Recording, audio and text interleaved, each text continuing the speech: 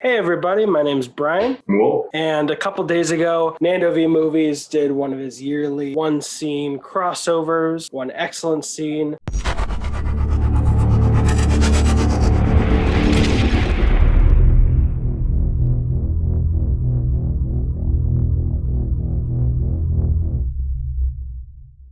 We got down to sit together and talk about our favorite scenes as quickly as possible. Actually, it's perfect because we've been doing our own minute-by-minute podcast breaking down the X-Men movies. I think by now we've got 45 or 50 minutes already. There's the first video in the corner if you want to check it out. And we're going to do two videos, one where I say my favorite scene for this playlist, and then one where Wolf will say his favorite scene for the playlist. But mine, I don't even think is my favorite in the whole series, but of all the videos in the playlist, I didn't see this talked about, and we just recently recorded it. It's not live yet, but my scene is Wolverine trying to save Rogue on the top of the Statue of Liberty after she's died. Personally, I think it's one of my favorite scenes in the first movie because it is the payoff to their whole journey. It's the fourth scene they have together, really. The first one is in the trailer where they ruffle each other's feathers and bond. So what kind of a name is Rogue? What kind of a name is Wolverine? My name's Logan. Marie. And really find someone else in the world that's going through what they're going through, very much similar to how Magneto in First Class reacts when Xavier finds him. He says, "I thought I was alone. You're not alone." And that's how Rogue's been feeling, especially, and I'm sure Wolverine to a certain extent, since he has no memory for 15 years. And then the next scene they have together, Wolverine kills Rogue, and then Rogue almost kills Wolverine.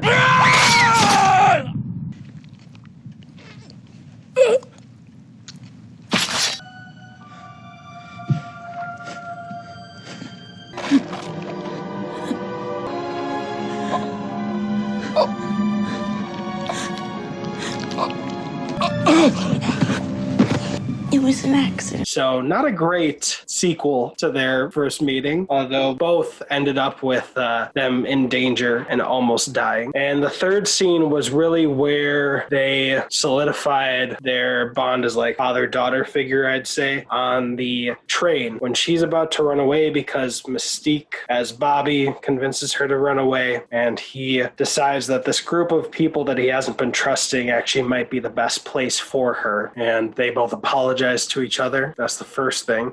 I'm sorry about last night. Me too. There's not many people that'll understand what you're going through. But I think this guy Xavier is one of them. What do you say? Give these geeks one more shot. Come on, I'll take care of you. You promise? Yeah. Yeah, I promise. Unfortunately, Magneto takes him, but I think that's the end to her arc in the movie, is her feeling so alone, finding a place that will accept her, getting convinced that place doesn't exist, but then giving it another chance. So she finally finds a home. And the scene between Wolverine and Rogue at the end, the Statue of Liberty, does a lot for me. It finalizes his arc, in my opinion. He's been mistrusting of places and people. He did give her a good reason to return, but he hasn't had much to live for. His day-to-day over the last 15 years, as far as we can tell, is drinking beer, getting pummeled, and pummeling people in return. He hasn't had a family, and that's a lot what X-Men is, choosing your family. And now at the end of the movie, he knows what'll happen if he touches Rogue. He knows he might die, but he's finally found somewhere not only worth living for, but worth dying for. We even get the beautiful moment with the music swelling up and him hesitating because he knows how much this is going to hurt.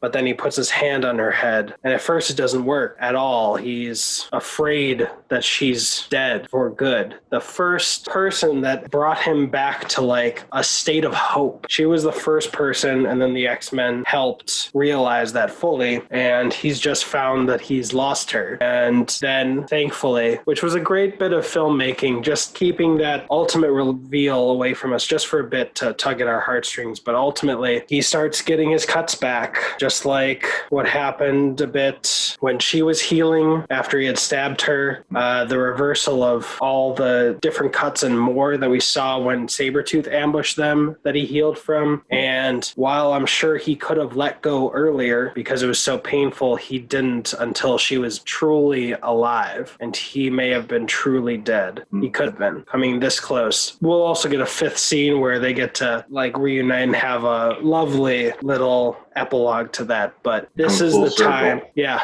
I don't want you to go.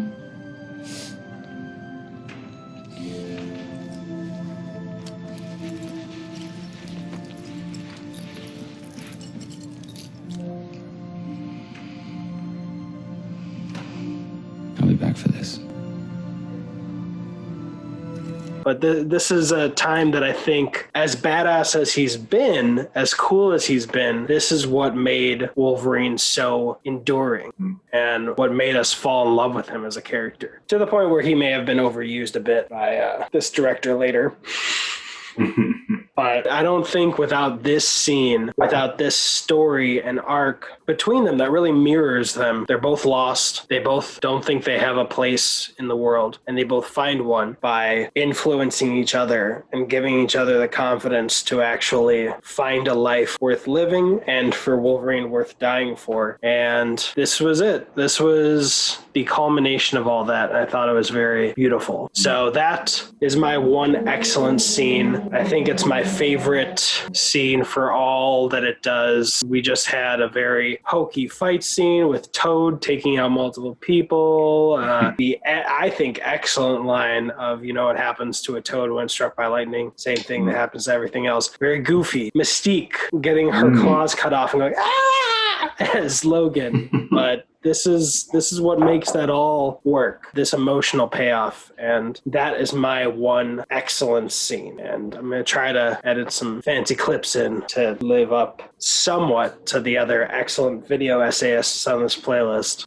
It's not really my thing, so forgive me for the editing, but that's my one excellent scene for this video, and I'm talking a lot more than I usually, thankfully, am on the podcast. Oh, no, it's good. You know, it's like super heartfelt. I felt the same way about their relationship. But I was thinking while you were saying that, this Halloween coming up, you and your daughter should be Rogue and Logan. That would be awesome. She would be a great Logan.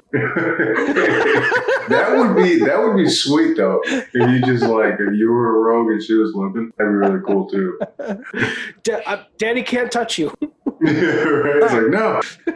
Wear those. Yeah, those gloves. Elbow long gloves that she's got. Yeah, that's my one excellent scene. I remember feeling left out because I wasn't able to, just by my own abilities, not able to join in on the one marvelous scene, which I think I have an idea. I might actually do one now. Way late, but I really was excited to jump back into this. Well, please check out Wolves. I'll send Nando the links, so hopefully on the playlist. And then if you dig our vibe, please check out those minutes if you want to. It's a lot. Our sign-off is we're the best at what we do. Well, what we do is not very fast, because it's not. We break down 5 minutes a week. Thank you so much. I've been Brian. I'm Wolf. And there's no sign-off for this. Check out the other videos on the playlist. It's cool what Nando's doing.